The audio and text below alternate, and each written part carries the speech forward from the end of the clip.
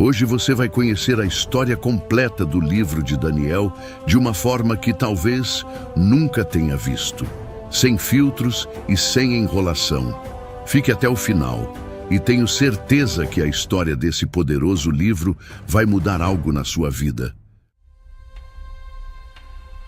Jeremias avisou. Isaías gritou nos portões. Ezequiel viu em visões o que ninguém queria crer. O juízo estava vindo, não por causa da força dos inimigos, mas por causa da corrupção do próprio povo. O sagrado foi profanado, o pacto foi quebrado. E Deus, o Deus de Israel, se levantou como juiz. Então os portões de Jerusalém se abriram,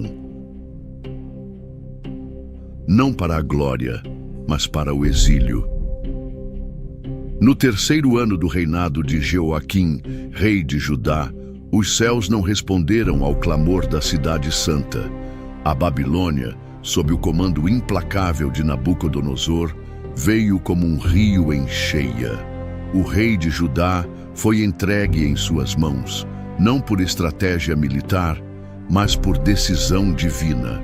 O Senhor permitiu que o inimigo tomasse a cidade, o templo e até os utensílios sagrados que foram carregados para a terra de Sinear, o antigo nome da Babilônia, onde seriam guardados na casa dos falsos deuses. Ali começava o exílio, mas entre as pedras do julgamento, Deus preservava sementes. Nabucodonosor ordenou que seu chefe dos eunucos, Aspenaz, escolhesse jovens entre os exilados, descendentes da realeza, filhos da nobreza de Judá. Eles deveriam ser perfeitos em aparência, instruídos em toda a sabedoria, conhecedores da ciência e da cultura, capazes de servir no palácio real. A missão era clara: apagar a identidade hebraica e transformá-los em babilônios, não com chicotes, mas com sedução. Eles estudariam a língua dos caldeus, aprenderiam sua literatura e comeriam da comida do rei, manjares finos, o melhor vinho da corte. 3 anos de imersão. Depois, estariam prontos para servir ao império. Entre os escolhidos estavam 4: Daniel, Hananias, Misael e Azarias. Seus nomes, que traziam em si a memória do Deus de Israel, foram trocados. Uma tática comum dos impérios: mudar o nome para tentar mudar o espírito. Daniel passou a se chamar Beltesazar, nome que invocava Bel, um deus babilônico. Hananias virou Sadraque, Misael, Mesaque, Azarias, Abed-nego. Era mais que tradução, era tentativa de transformação espiritual.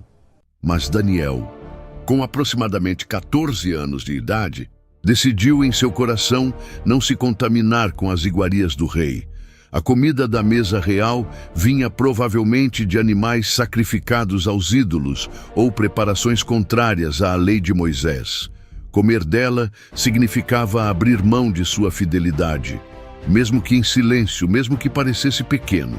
E Daniel sabia: a fidelidade não começa na arena dos leões, começa na mesa. Ele pediu permissão para não se contaminar. Não foi um gesto rebelde, foi ousadia com sabedoria. Deus já havia inclinado o coração de Aspenaz a favor de Daniel, mas o medo ainda era real. Se você parecer fraco ou doente, o rei me matará, disse o oficial. Então Daniel propôs um teste: 10 dias. Ele e seus amigos comeriam apenas legumes e beberiam água. Ao fim do prazo, que comparassem sua aparência com a dos outros jovens que comiam do banquete real. E assim foi feito. Ao final dos 10 dias, os 4 jovens hebreus pareciam mais saudáveis e robustos do que todos os outros. Não era apenas dieta, era favor divino. Deus deu a esses jovens conhecimento, sabedoria em toda a cultura e ciência. Mas a Daniel deu algo a mais: a capacidade de entender visões e sonhos. Ao fim dos 3 anos, todos os jovens foram levados à presença de Nabucodonosor.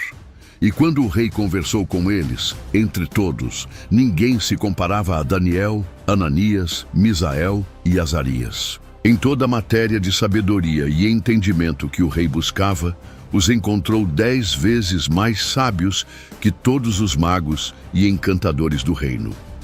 Na segunda noite do reinado de Nabucodonosor, o rei mais poderoso da terra não conseguiu dormir.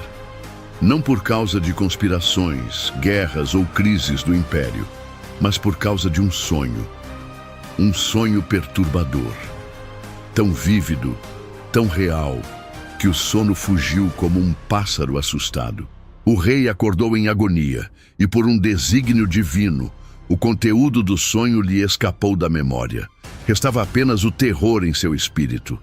Nabucodonosor convocou todos os sábios da Babilônia, magos, encantadores, feiticeiros e caldeus, homens que se gabavam de ter contato com os deuses, mestres na arte de interpretar mistérios. Ele lhes lançou um desafio inédito e impossível. Dizei-me o que sonhei, e depois me digam o que significa.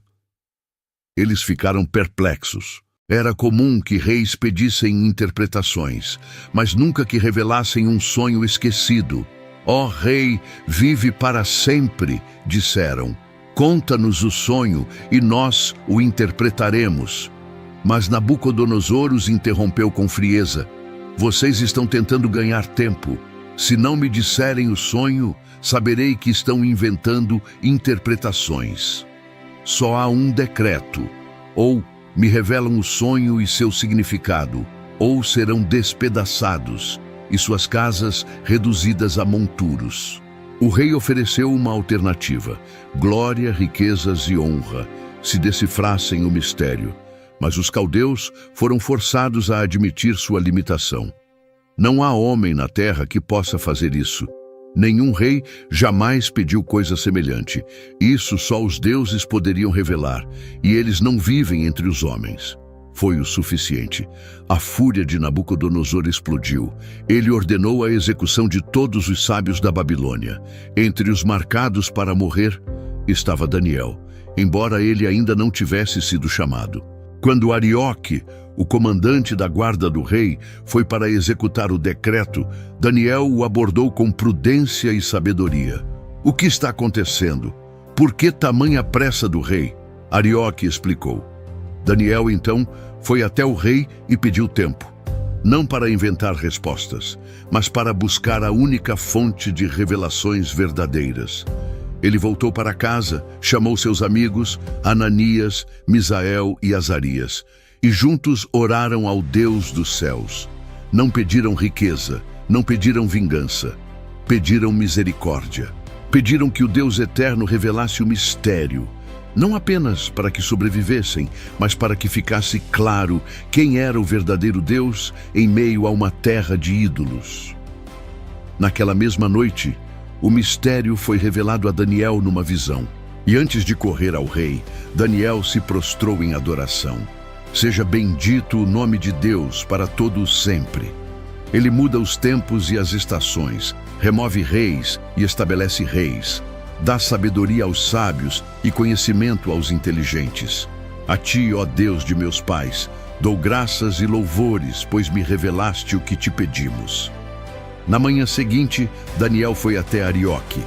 Não mates os sábios da Babilônia. Leva-me à presença do rei e eu lhe revelarei o sonho.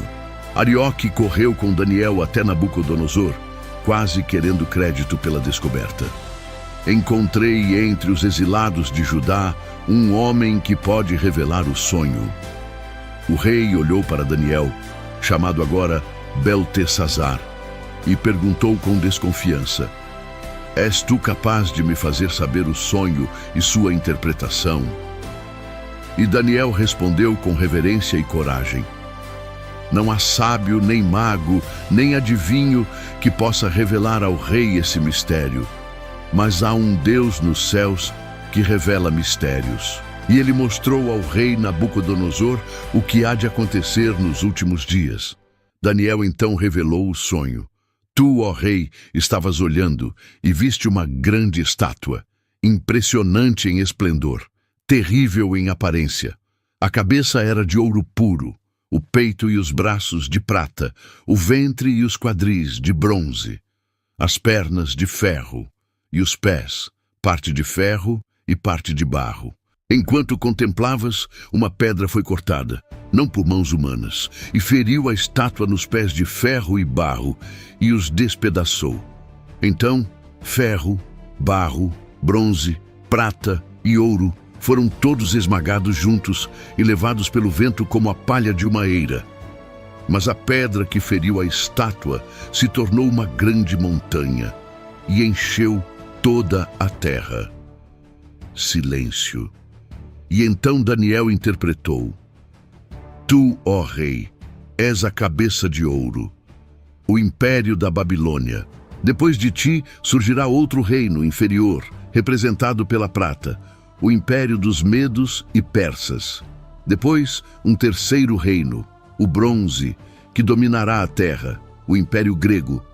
E um quarto reino, forte como ferro, que quebra e despedaça tudo, Roma.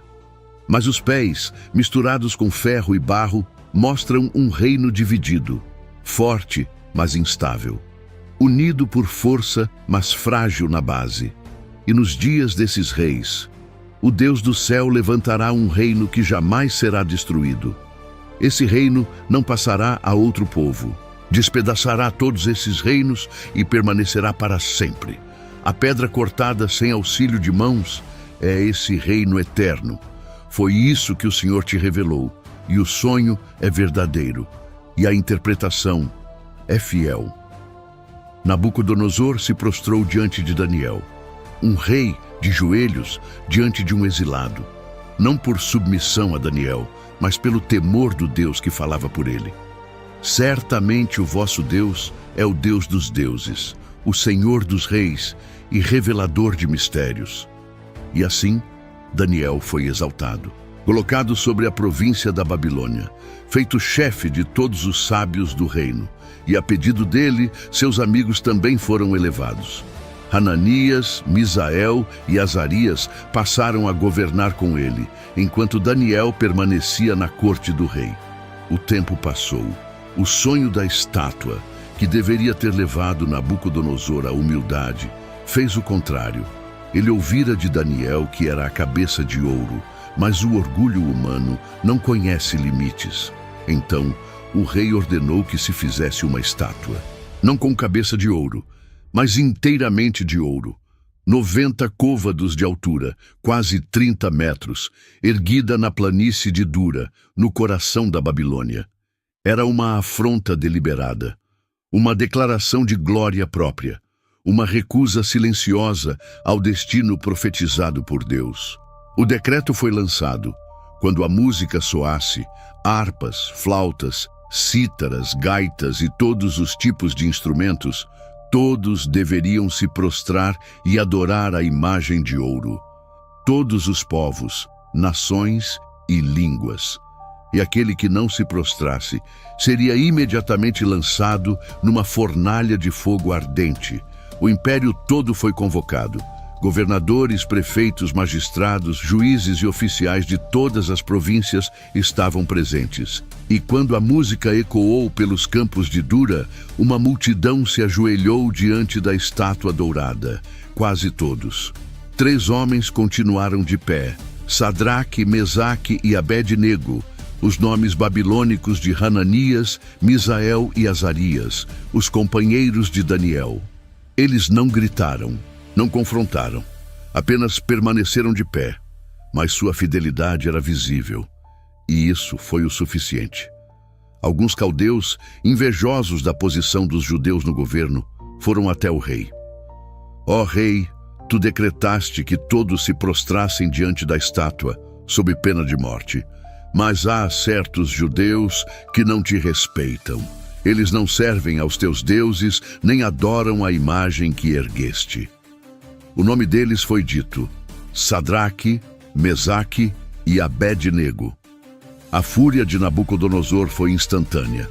Mandou chamá-los imediatamente e lhes deu uma segunda chance. É verdade que vocês não servem meus deuses, nem adoram a imagem que fiz? Agora, quando ouvirem a música, se prostrem.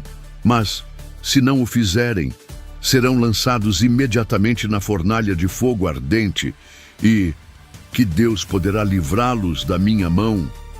Silêncio.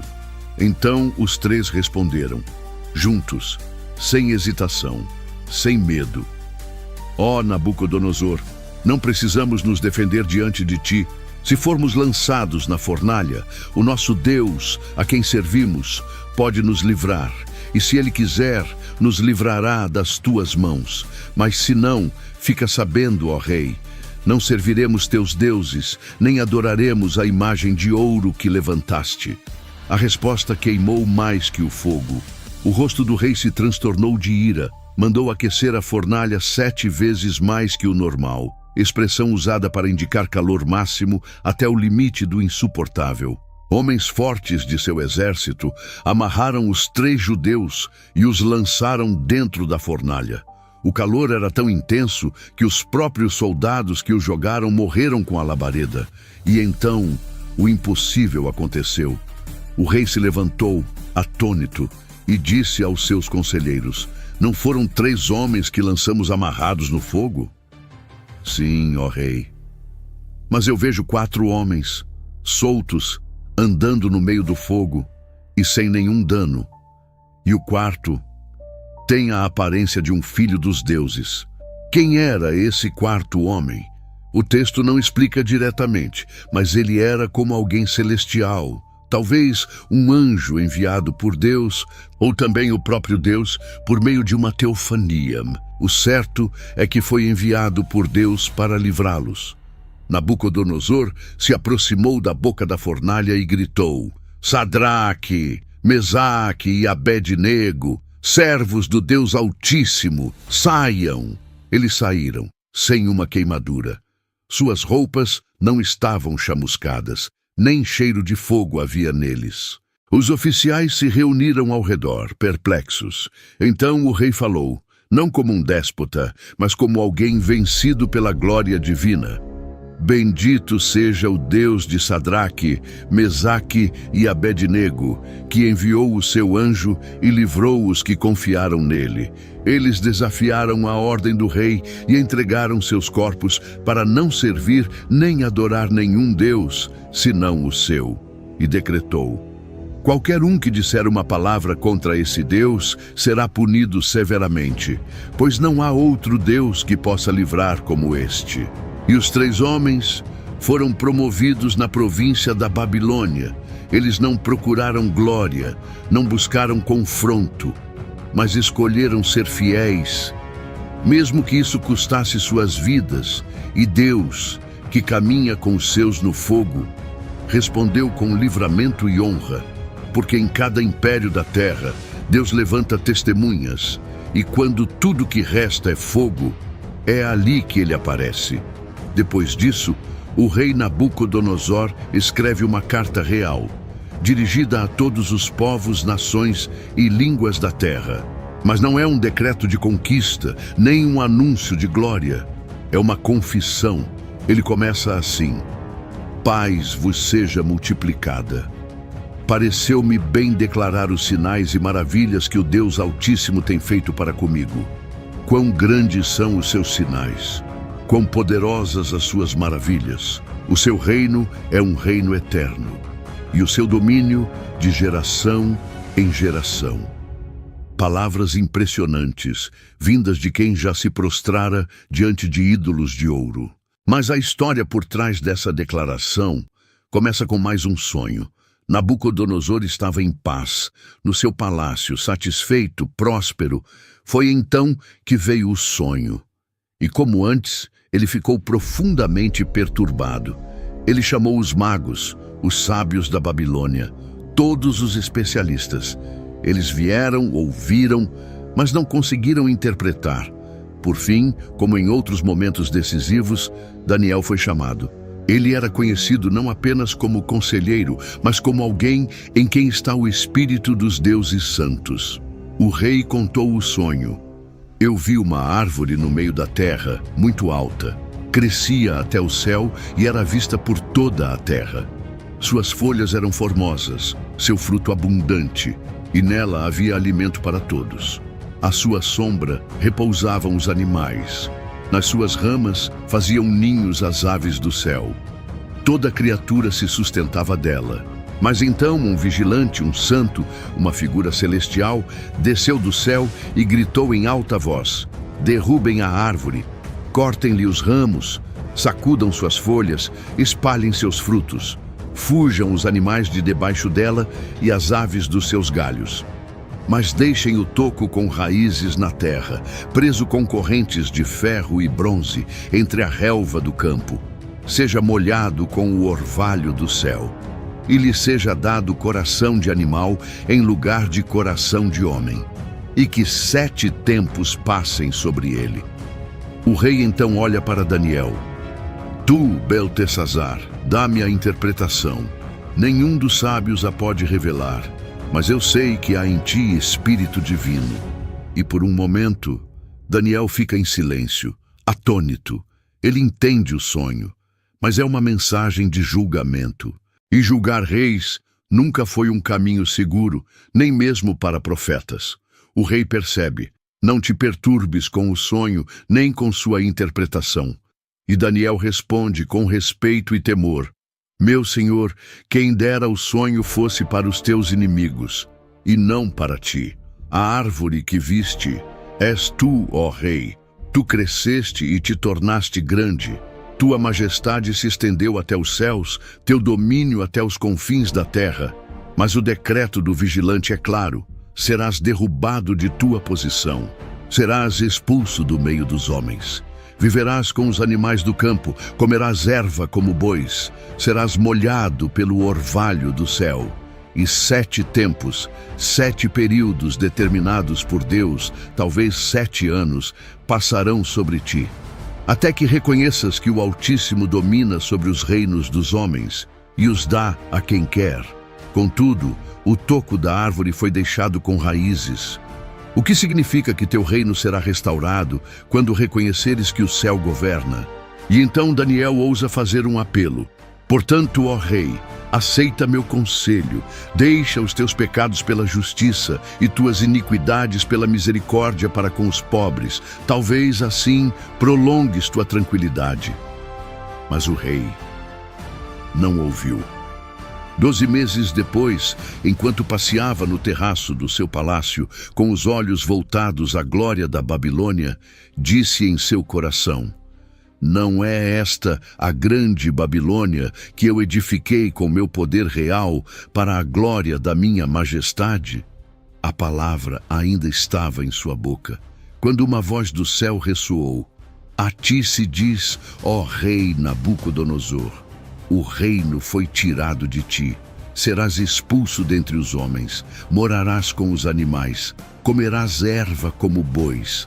E 7 tempos passarão sobre ti, até que saibas que o Altíssimo domina sobre os reinos dos homens. Na mesma hora, a sentença se cumpriu. O rei enlouqueceu, saiu dos palácios, passou a viver nos campos. Seu corpo foi molhado pelo orvalho do céu. Cresceram-lhe os cabelos como penas de águia e as unhas como garras de aves. O maior rei da terra agora comia grama. Mas depois de um tempo, depois do quebrantamento, seus olhos se levantaram ao céu. E naquele gesto veio a restauração. Recobrei o entendimento, escreveu ele, e bendisse o Altíssimo. Louvei e glorifiquei o que vive para sempre, cujo domínio é eterno, e cujo reino é de geração em geração. Todos os moradores da terra são como nada diante dele. Ele faz conforme sua vontade com os exércitos do céu e os habitantes da terra. E ninguém pode detê-lo, nem dizer: que fazes? O juízo cessou, a razão voltou, e com ela, o trono. Nabucodonosor foi restaurado ao seu reino. A ele voltaram sua majestade, sua glória e seu esplendor. E mais que isso, ele foi além. Agora eu, Nabucodonosor, louvo, exalto e glorifico ao Rei dos céus, porque todas as suas obras são verdadeiras e os seus caminhos justos. E a todos os que andam em soberba, ele pode humilhar. O tempo passou. Nabucodonosor, o rei que caiu e se humilhou diante do Deus Altíssimo, já estava morto. E agora, no trono da Babilônia, estava seu descendente, Belsazar. Mas o espírito em Belsazar não era o mesmo. Enquanto Nabucodonosor aprendera a temer, Belsazar ousou zombar. E fez isso numa noite de festa. O palácio real estava em celebração.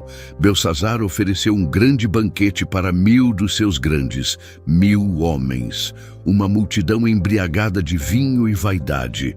No auge da bebedeira, tomado de arrogância, Belsazar cometeu um ato que selaria seu destino. Mandou trazer os utensílios de ouro e prata, os mesmos que Nabucodonosor havia tomado do templo em Jerusalém, consagrados ao Deus de Israel. Era uma provocação, um escárnio. Ele queria beber nos copos do Deus de Daniel, enquanto louvava os deuses de ouro, prata, bronze, ferro, madeira e pedra. Profanação. Homens e mulheres beberam do que era sagrado, rindo. Mas, de repente, o salão silenciou. Sem aviso, sem som. Apareceu uma mão humana que escrevia sobre a parede do palácio, perto do candelabro. Não uma figura inteira, apenas a mão. Mas era o suficiente para parar o coração de um rei. Belsazar empalideceu. Seus joelhos batiam um contra o outro. O rei que zombara de Deus agora tremia diante de uma parede. Ele gritou por seus magos, caldeus e adivinhos. Quem puder ler esta escritura e me dizer o que significa, será vestido de púrpura, terá uma corrente de ouro ao pescoço e será o terceiro no governo do reino. Mas ninguém conseguia ler, nem entender.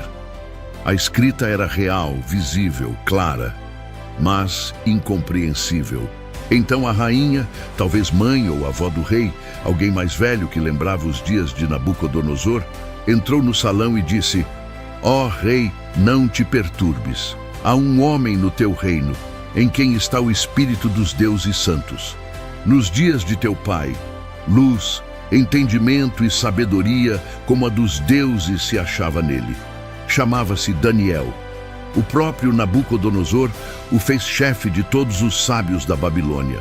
Chama-o e ele dará a interpretação. Daniel foi trazido. Já velho, já distante da corte, esquecido pelo novo rei. Belsazar tentou lisonjeá-lo. És tu, Daniel? Ouvi dizer que o espírito dos deuses está em ti.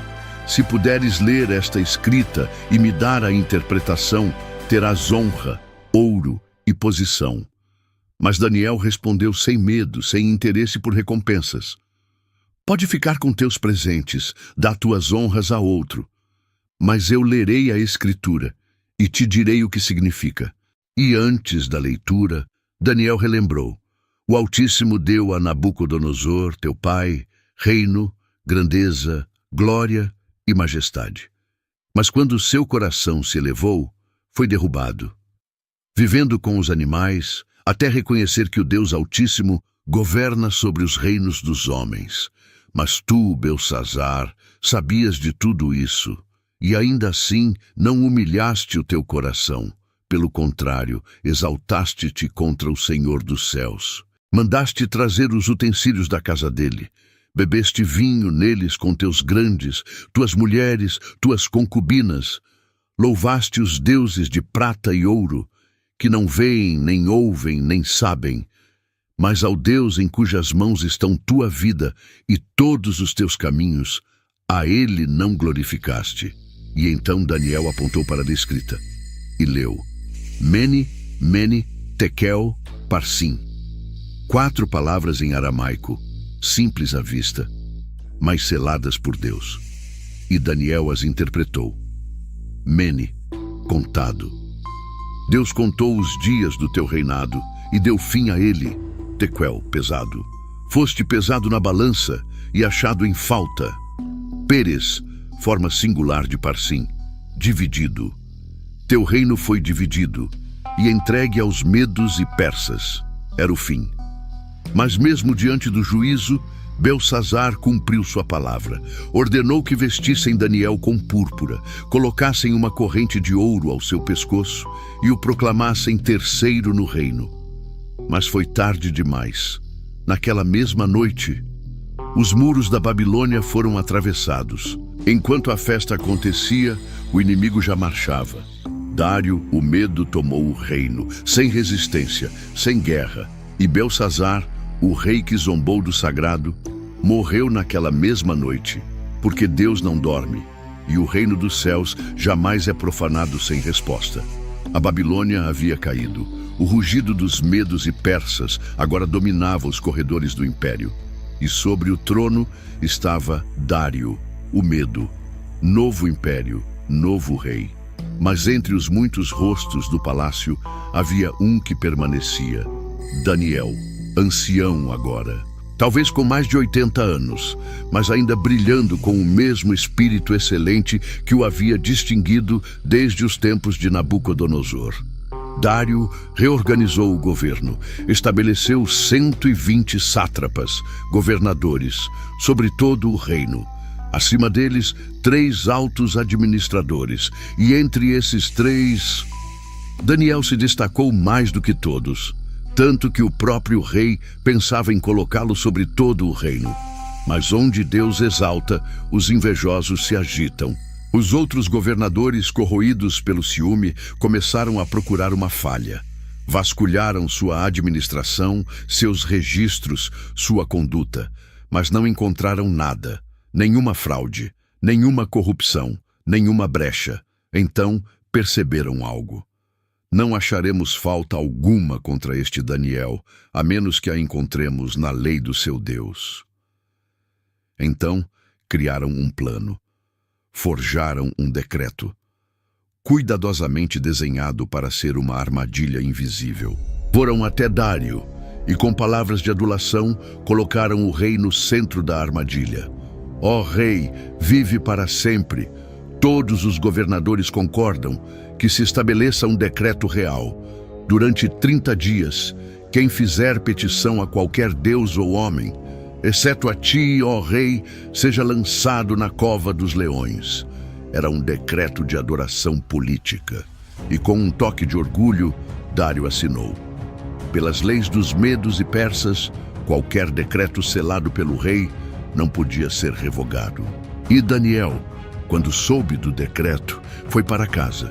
Subiu ao seu quarto, onde havia janelas voltadas para Jerusalém, como era costume antigo, um ato de esperança e aliança. E 3 vezes ao dia se ajoelhou, orou e deu graças diante de seu Deus, como sempre fazia. Não foi protesto, não foi ostentação, foi constância, fidelidade sem palco.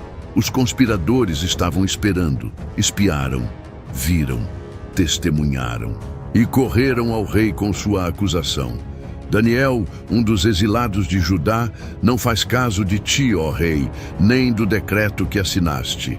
3 vezes por dia ele ora ao seu Deus. Dário ficou aflito. Só então entendeu que havia sido enganado. Passou o dia inteiro tentando encontrar uma forma de livrar Daniel. Buscou meios legais de revogar o decreto, mas era inútil. Ao pôr do sol, os homens voltaram. Sabe, ó rei, que é lei entre os medos e persas. Nenhum decreto do rei pode ser revogado. Então Dário, com o coração pesado, ordenou. Daniel seria lançado na cova dos leões.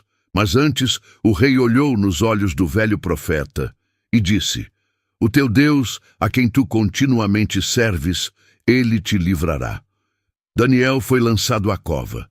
Uma pedra foi colocada sobre a boca da cova e selada com o selo do rei e dos nobres, para que nada fosse mudado.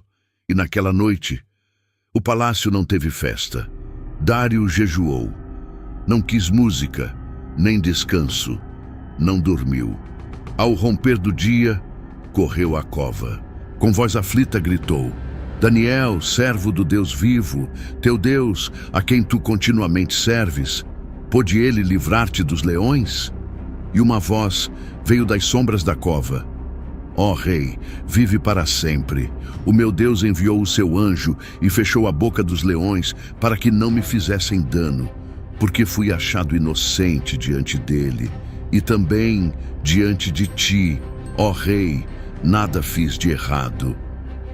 Dário se alegrou muito, ordenou que tirassem Daniel da cova. E quando o retiraram, nenhum ferimento havia nele, porque confiara em seu Deus. E então veio a justiça.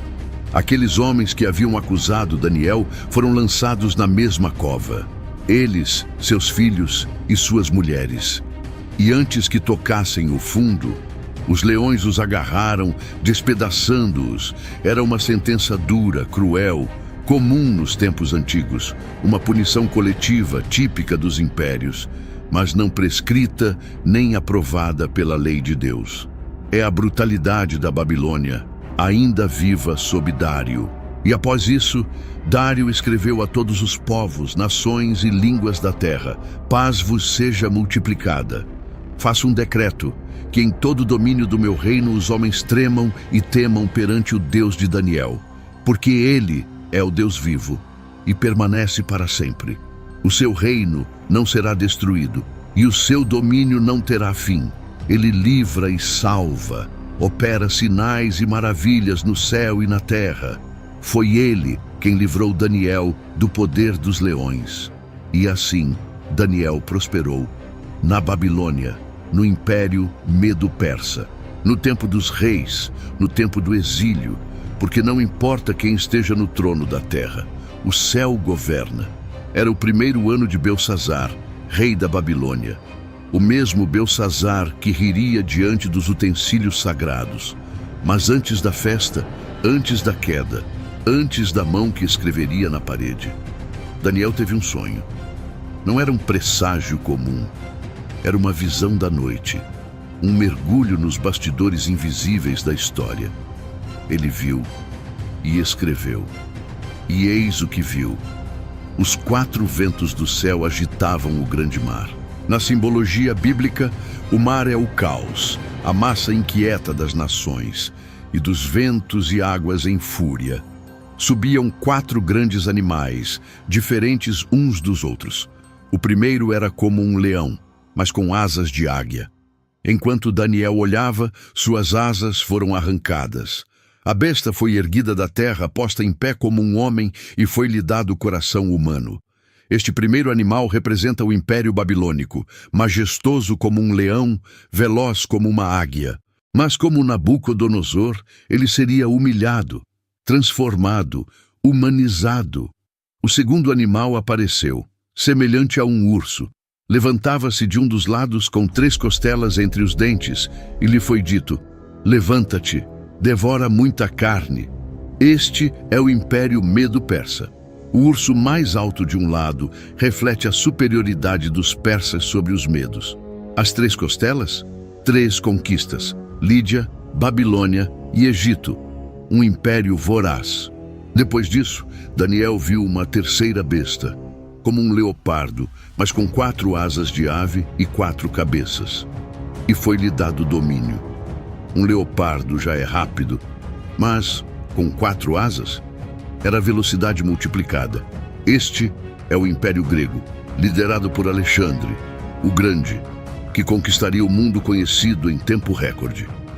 Mas após sua morte, o reino foi dividido entre 4 generais, as 4 cabeças da besta. Mas então veio a 4ª, e com ela o terror. Daniel diz: vi uma 4ª besta, terrível, espantosa, muito forte. Tinha dentes grandes de ferro, devorava e fazia em pedaços, e pisava o que sobrava. Era diferente de todas as outras, e tinha 10 chifres. Esta besta representa o Império Romano, inigualável em poder militar, brutalidade e extensão. Os dentes de ferro ecoam o ferro das pernas da estátua do sonho de Nabucodonosor. Mas os 10 chifres, na linguagem profética, são reis ou reinos. Aqui indicam reinos que surgiriam daquele império. O Império Romano não caiu de uma vez, mas se fragmentou em diversos reinos, muitos dos quais formariam a base da Europa Ocidental. Enquanto Daniel observava os 10 chifres, surgiu outro, um pequeno chifre, que arrancou 3 dos primeiros para tomar seu lugar. Este pequeno chifre tinha olhos como os de homem e uma boca que falava com arrogância. E então, a cena mudou. Daniel foi levado à sala do trono do céu. Assentaram-se tronos, e um ancião de dias se assentou. Seu vestido era branco como a neve, seus cabelos como a pura lã. Seu trono era de chamas, e milhares de milhares o serviam. Milhões estavam diante dele. O julgamento começou, os livros foram abertos, e Daniel viu a besta, aquela de chifres e arrogância, sendo julgada e destruída pelo fogo. Os outros animais perderam o domínio, mas viveram por um tempo determinado. Mas aquela besta foi consumida. E então, Daniel viu alguém como o Filho do Homem, vindo com as nuvens do céu. Ele se aproximou do ancião de dias, e lhe foi dado domínio, glória e reino, para que todos os povos, nações e línguas o servissem. Seu domínio é eterno, seu reino jamais será destruído. Essa figura, o Filho do Homem, é o mesmo título que Jesus usaria para si mesmo. Não apenas um homem, mas alguém que recebe domínio divino. Não apenas um rei, mas o Rei dos Reis. A visão terminou, mas Daniel ficou perturbado. Seu espírito se agitou. O rosto ficou pálido. Então ele se aproximou de um dos seres celestiais que estavam na visão e perguntou o que aquilo significava. A resposta veio com clareza. Esses 4 grandes animais são 4 reis que se levantarão da terra, mas os santos do Altíssimo receberão o reino e o possuirão para sempre. Daniel então pediu explicações sobre a 4ª besta, aquela mais terrível. O anjo respondeu: o 4º animal é um 4º reino na terra, diferente dos outros. Devorará toda a terra. Os 10 chifres são 10 reis que surgirão dele. E depois deles se levantará outro rei, diferente, que derrubará 3 reis. Este rei falará contra o Altíssimo, oprimirá os santos e tentará mudar os tempos e a lei. E os santos serão entregues em suas mãos por um tempo, tempos e metade de um tempo. Esse período, tempo, tempos e metade de um tempo, é uma forma profética de contar 3 anos e meio. Um tempo de opressão, de domínio perverso, mas não para sempre. Depois, o tribunal se assentará, e o domínio desse rei será tirado, consumido e destruído, e o reino será entregue ao povo dos santos do Altíssimo, e todos os domínios o servirão e obedecerão. Daniel termina sua narrativa dizendo: aqui terminou a visão. Meus pensamentos me perturbaram muito, meu rosto empalideceu. Mas guardei essas palavras no coração, porque ele sabia, não era apenas um sonho, era o mapa da história, e a história estava nas mãos do Deus Eterno. Era o 3º ano do reinado de Belsassar, e Daniel, já um homem experiente, profeta reconhecido, teve uma nova visão. Não era uma repetição, era uma revelação mais profunda, mais precisa, mais próxima do fim. E ele viu. Estava na fortaleza de Suzã, à beira do rio Ulai, não fisicamente, mas em espírito. Suzã seria um centro do Império Persa no futuro. Daniel estava sendo levado adiante, não só no espaço, mas no tempo. Ali, diante do rio, ele viu um carneiro com 2 chifres, altos, mas um mais alto que o outro, e o mais alto surgiu por último. Esse carneiro avançava contra o ocidente, contra o norte e contra o sul. Nada podia detê-lo. Nenhuma fera lhe resistia. Ele fazia conforme a sua vontade e se engrandecia. Este carneiro, como o anjo explicaria depois, representa o reino dos medos e persas. 2 chifres, 2 povos. Um mais forte e mais tardio, a Pérsia, que se tornaria dominante sobre os medos. Eles conquistariam um mundo conhecido com força esmagadora. Mas a cena muda. De repente, do ocidente, surge um bode. Ele vinha voando sobre a face da terra, sem tocar o chão. Este é o império que viria depois, a Grécia. O bode tinha um chifre notável entre os olhos, um único chifre grande. Este chifre representa Alexandre, o Grande, o líder incomparável que em poucos anos conquistaria vastos territórios da Europa até a Índia. O bode avançou com fúria contra o carneiro. Atacou-o, quebrou seus 2 chifres, o lançou por terra e o pisou. E ninguém pôde livrar o carneiro de sua mão. A Grécia derrotaria a Pérsia com velocidade, inteligência militar e ambição implacável. Mas, no auge da força do bode, o grande chifre foi quebrado. Alexandre morreu jovem, no auge da sua glória, sem deixar herdeiro capaz. E então, 4 chifres notáveis surgiram no lugar dele. São os 4 generais que dividiram seu império após sua morte: Cassandro, Lisímaco, Ptolemeu e Seleuco, dando origem a 4 reinos menores, mas poderosos. E de um desses 4 surgiu algo mais sinistro. Um pequeno chifre não impressionava no início, mas crescia. Crescia para o sul, para o oriente e para a terra gloriosa, Israel. Esse pequeno chifre não representa uma potência mundial inteira como os anteriores, mas sim um rei específico que surgiria de um desses reinos. Antíoco IV Epifânio, rei da Síria, da dinastia Seleucida. Daniel viu que esse chifre crescia até os exércitos celestiais, símbolo do povo de Deus, e lançava por terra as estrelas. Pisa os santos, profana o que é sagrado. Exaltou-se até contra o príncipe do exército, contra Deus, e tirou o sacrifício contínuo, profanou o santuário, lançou por terra a verdade. Na história, Antíoco invadiria Jerusalém, proibiria os sacrifícios diários, colocaria uma imagem pagã no altar do templo, o que ficou conhecido como a Abominação Desoladora, e perseguiu violentamente os fiéis da aliança. Então, Daniel ouviu 2 seres celestiais conversando. Até quando durará essa visão? O sacrifício será tirado, o santuário será profanado, os santos serão pisados. Até quando? E a resposta veio: até 2.300 tardes e manhãs. Depois, o santuário será purificado. Tardes e manhãs, uma forma hebraica de contar sacrifícios diários, manhã e tarde.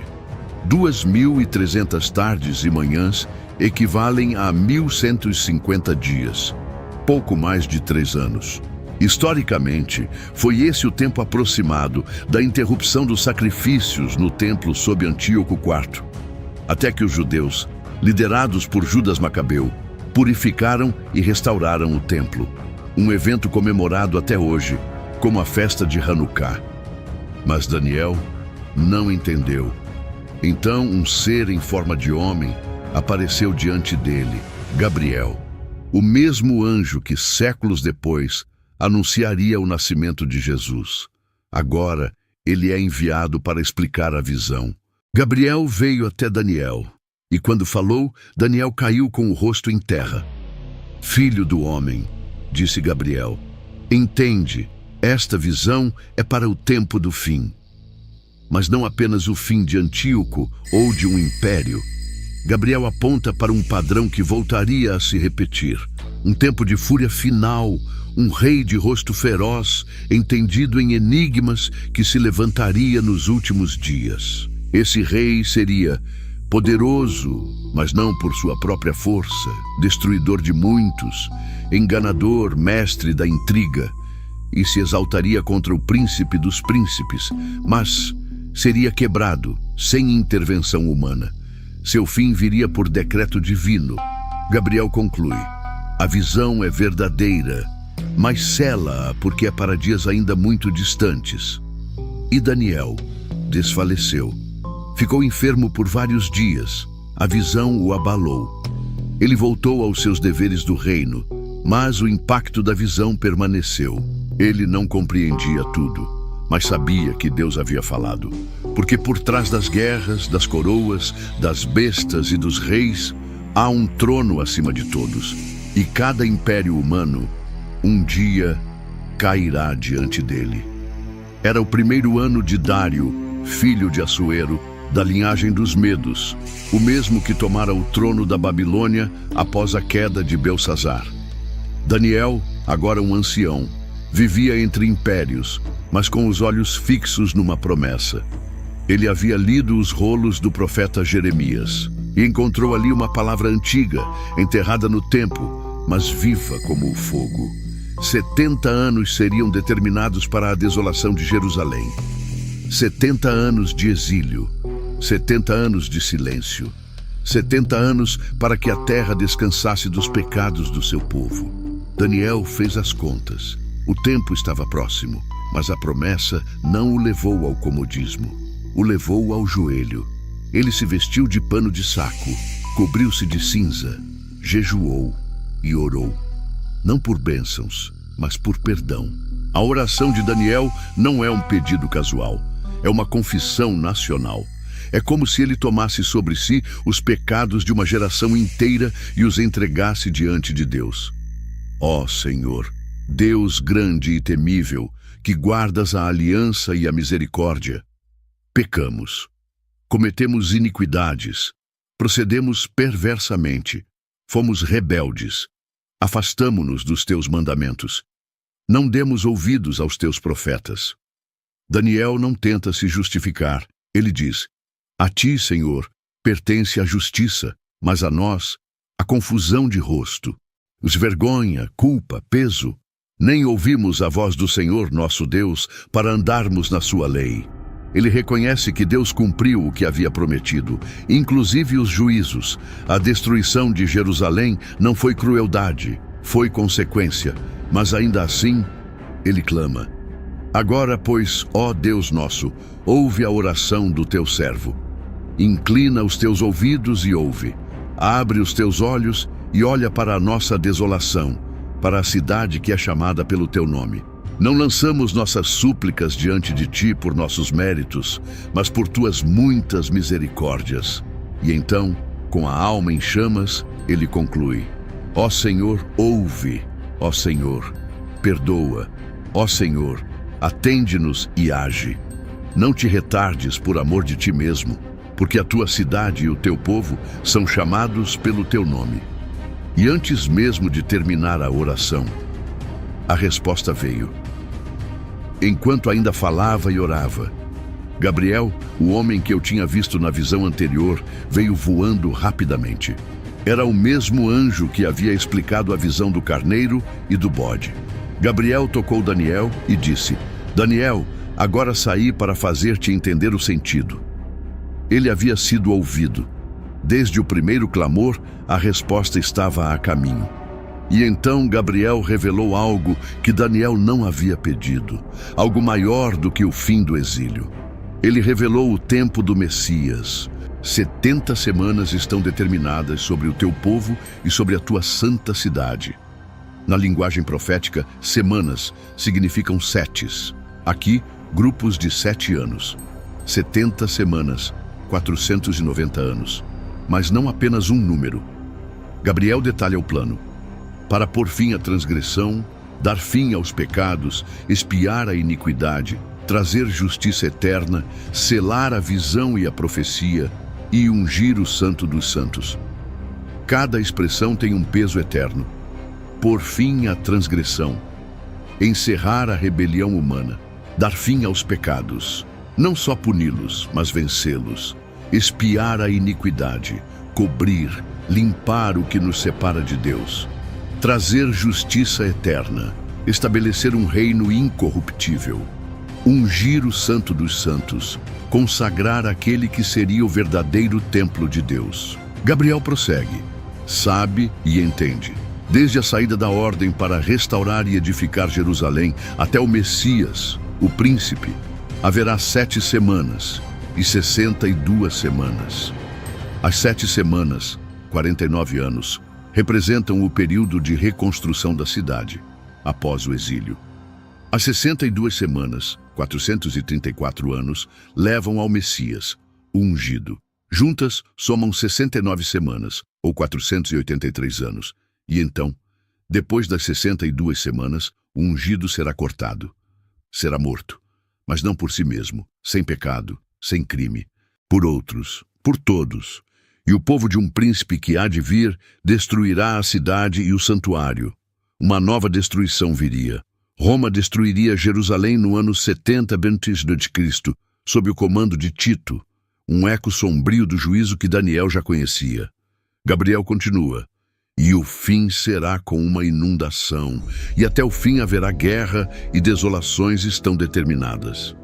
E então, a última semana, a 70ª semana, ele firmará aliança com muitos por uma semana, e na metade da semana fará cessar o sacrifício e a oferta de manjares.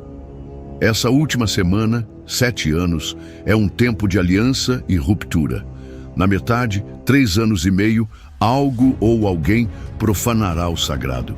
Sobre a asa das abominações virá o assolador, até que a destruição que está determinada se derrame sobre ele. Daniel viu que antes do fim haveria novo caos, uma figura de engano, um tempo de perseguição. Mas tudo dentro do tempo determinado por Deus, porque o Messias viria, seria rejeitado, morreria e um dia voltaria. Daniel encerra o capítulo em silêncio. Ele orava por Jerusalém e recebeu o calendário da redenção, porque Deus responde orações com promessas, e por trás de cada súplica, ele escreve história. O 3º ano de Ciro, rei da Pérsia, havia chegado. O exílio oficialmente havia terminado. Um decreto havia sido emitido, permitindo aos judeus voltarem para Jerusalém. Mas Daniel, agora velho, calejado por visões e reinos que ruíram, não voltou. Ele permaneceu na Pérsia, provavelmente por causa da idade ou da missão divina. Mas seu coração estava com o povo que retornava à terra prometida. E então veio uma nova revelação, uma palavra, uma visão, uma guerra espiritual. Daniel entendeu a mensagem, mas antes da glória veio o peso. Durante 3 semanas inteiras, Daniel jejuou. Ele se absteve de pão delicado, carne e vinho. Não se ungiu com óleo. 3 semanas de dor silenciosa, de intercessão profunda. Era o 24º dia do 1º mês, quando o céu se abriu. Daniel estava à beira do rio Tigre, o mesmo rio que serpenteava pelas antigas civilizações. E ali ele levantou os olhos e viu um homem. Mas não era um homem comum. Suas vestes eram de linho. Em torno da cintura, um cinto de ouro puro. Seu corpo brilhava como berilo, seu rosto como o relâmpago, seus olhos como tochas de fogo. Seus braços e pés reluziam como bronze polido, e o som de suas palavras como o estrondo de uma multidão. Daniel viu. Os homens que estavam com ele não viram, mas sentiram o terror. Fugiram, escondendo-se, e Daniel ficou só, sem forças, sem cor no rosto, sem fôlego, e ele caiu com o rosto em terra. Foi então que uma mão o tocou. Alguém o pôs de joelhos e disse: Daniel, homem muito amado, entende as palavras que te digo. Levanta-te, porque a ti fui enviado. Daniel se pôs em pé, tremendo, e o ser celestial continuou: desde o 1º dia em que aplicaste o coração a entender e a humilhar-te diante do teu Deus, tuas palavras foram ouvidas, e eu vim por causa das tuas palavras. Mas houve uma batalha. O príncipe do reino da Pérsia me resistiu por 21 dias. Aqui, a cortina do invisível se levanta. Príncipe da Pérsia não era um homem. Era um ser espiritual, um poder demoníaco ligado ao Império Persa, uma entidade que influenciava reis e decisões no plano terreno. Durante 3 semanas, o mesmo tempo do jejum de Daniel, houve uma guerra nos céus. Então veio Miguel, um dos primeiros príncipes, e lutou ao meu lado. E eu permaneci ali com os reis da Pérsia. Miguel é mencionado poucas vezes na Bíblia, mas sempre como um guerreiro celestial, protetor de Israel, um arcanjo. Com a ajuda de Miguel, o mensageiro chegou. E agora, ele revelaria a Daniel o que aconteceria com o povo de Israel nos últimos dias. Porque a visão é ainda para muitos dias. Ao ouvir essas palavras, Daniel caiu por terra novamente, sem forças, sem fala. Um ser tocou seus lábios. Daniel falou, mas tremia. Senhor meu, pelas visões me sobrevieram dores e não me ficou força. Como pode o servo do meu senhor falar contigo? Em mim não há vigor algum. Então um semelhante a homem o tocou novamente e o fortaleceu. Não temas, homem muito amado. Paz seja contigo. Sê forte, sê forte.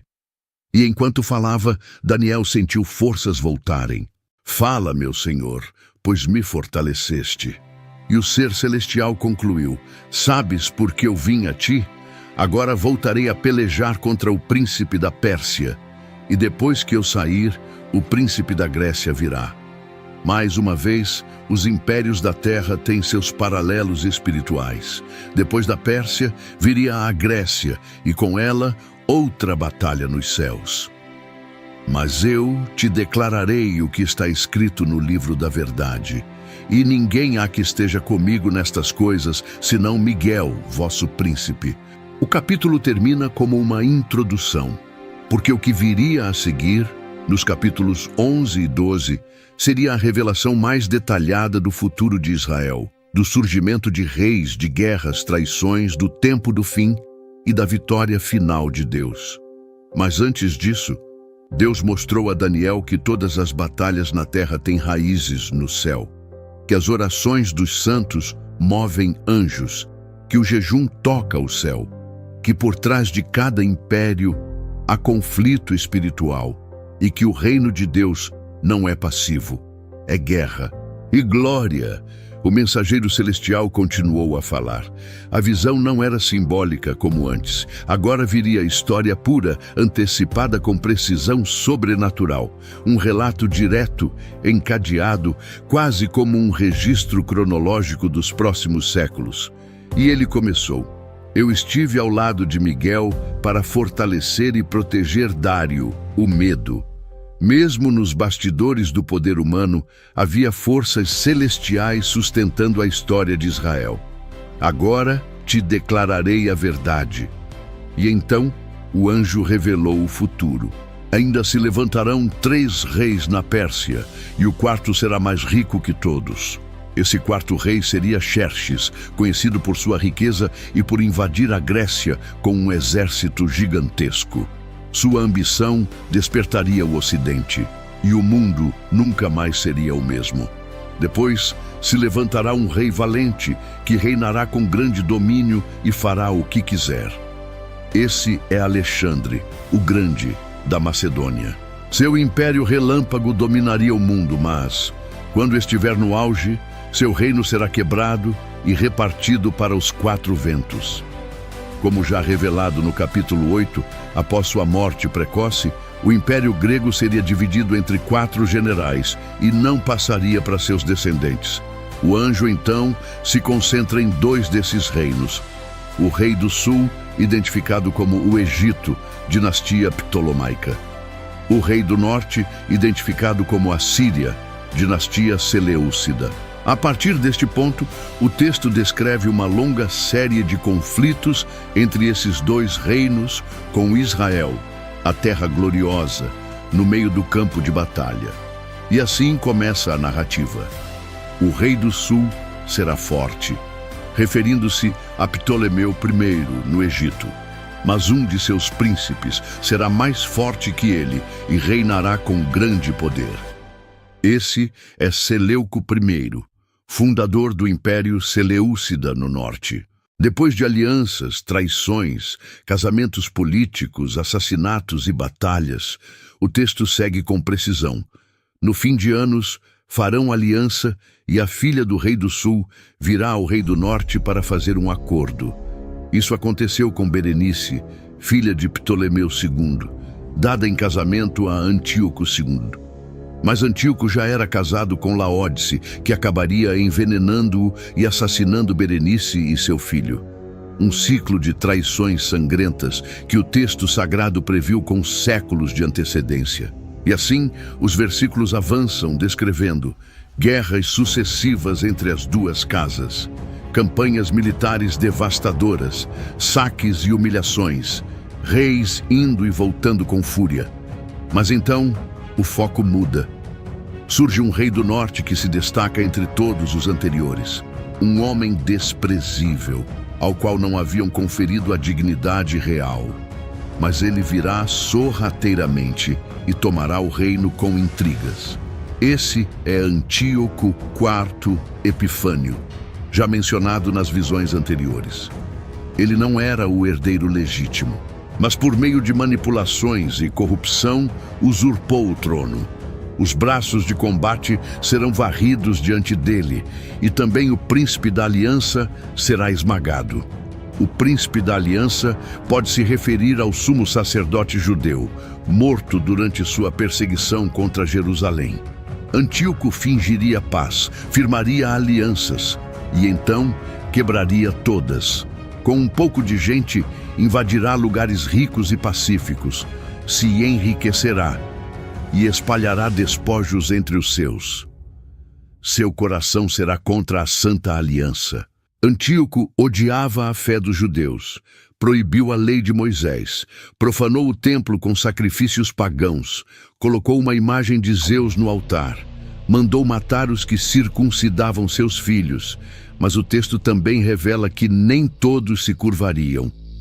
O povo que conhece o seu Deus se tornará forte e fará proezas. Aqui estão os Macabeus, uma família sacerdotal que se levantaria em rebelião, purificando o templo e restaurando o culto verdadeiro. Eles não estavam em visão direta, mas são o eco da profecia.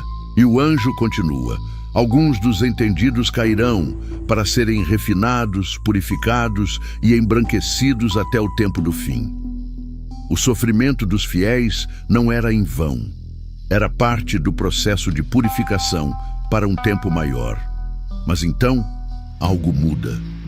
O texto começa a transcender o tempo histórico. Antíoco IV Epifânio desaparece da cena e surge uma figura que se projeta além dos séculos, um novo rei, ainda do norte, mas com traços apocalípticos. Esse rei fará segundo a sua vontade. Se exaltará e se engrandecerá sobre todo Deus. Falará coisas espantosas contra o Deus dos deuses.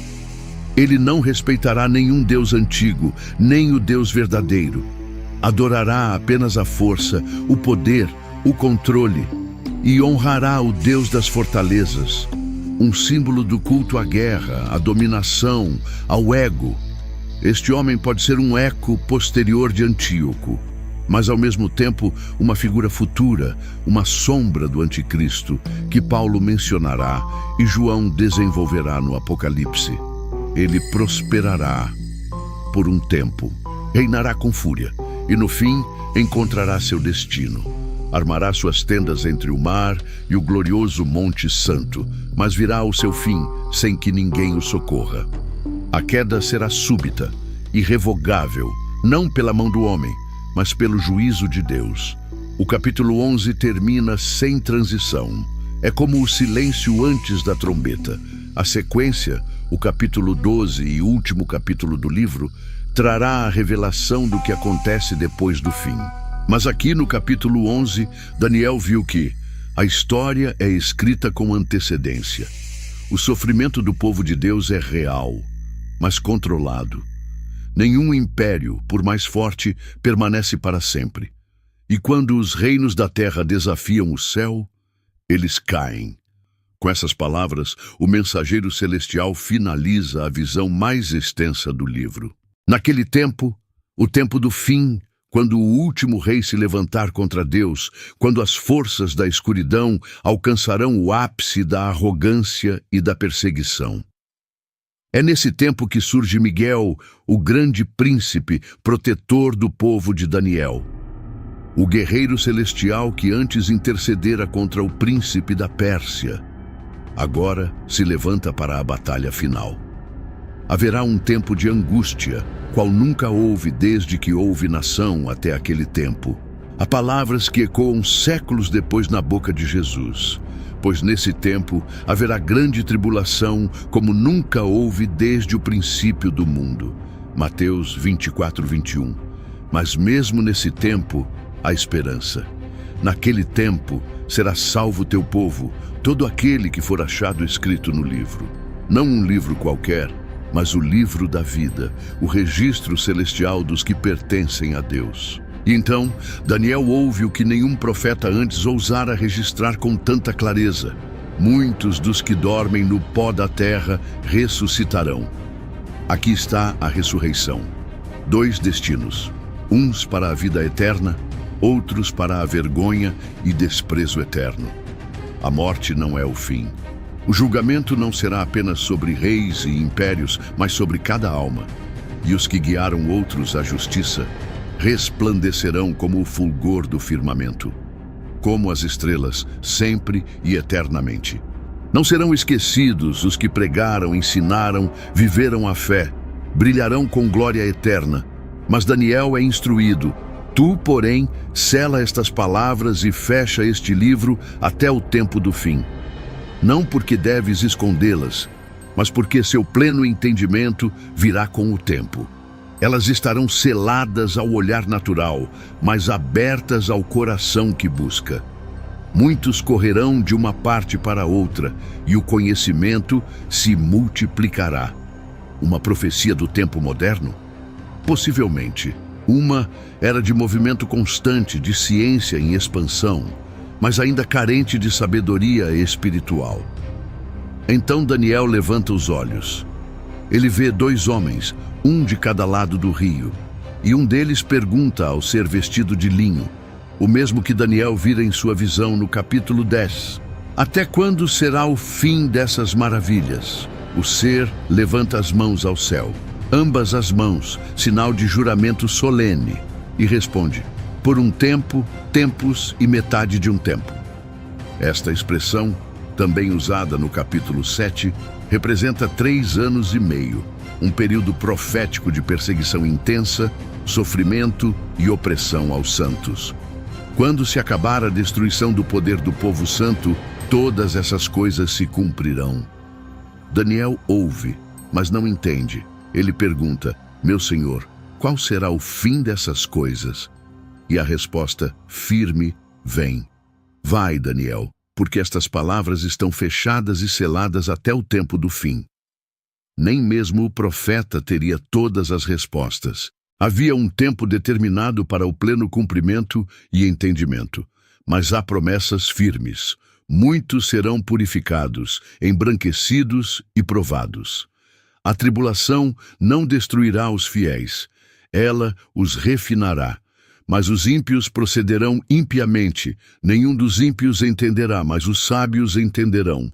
Aqui está a chave: discernimento não virá de intelecto, mas de humildade, fé e temor a Deus.